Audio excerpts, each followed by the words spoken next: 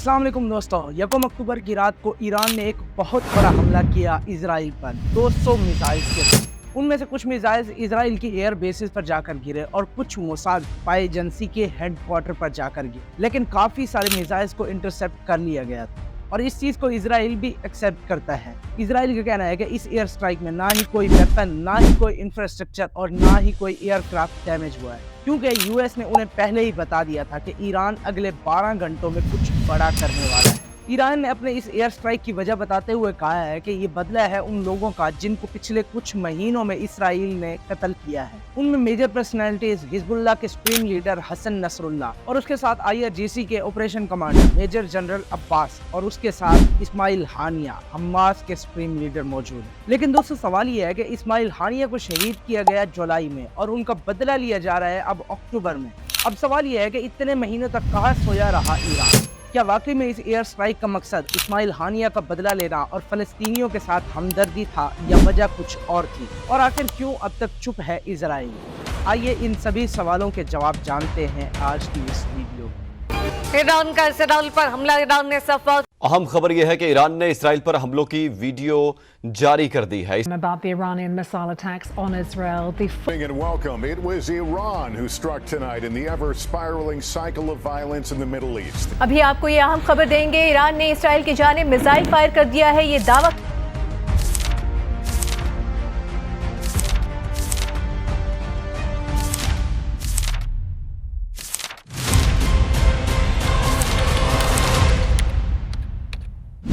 Iran के attack करते ही पूरा मिडल ईस्ट जंग की कगार पर है। हर एक के साथी उसके गीत गाने लगे।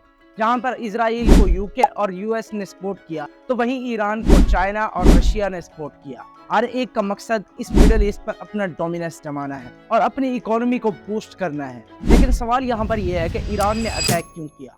क्या इस एयर स्ट्राइक का मतलब फलस्तीन का बदला था या खुद का? क्योंकि आज से चंद महीने पहले भी ईरान ने इसी तरीके का एक हमला किया था ड्रोन्स और मिसाइल्स के साथ, और उस वक्त ये ट्रेंड्स चलने लगे कि इस्लामी मुबारक में अगर कोई गैरतमंद मुल्क है तो वो है सिर्फ और सिर्फ ईरान, बाकी सब डरपोक है। लेकिन बाद में मालूम हुआ कि ये बदला था दमिश्क में मौजूद ईरानियन कौंसल के ऊपर इजराइल एयर स्ट्राइक, और उसके अंदर 7 आईआरजीसी कमांडर शहीद हुए थे। आईआरजीसी स्टैंड करता है इस्लामिक रेवोल्यूशनरी गार्ड कॉर्प्स।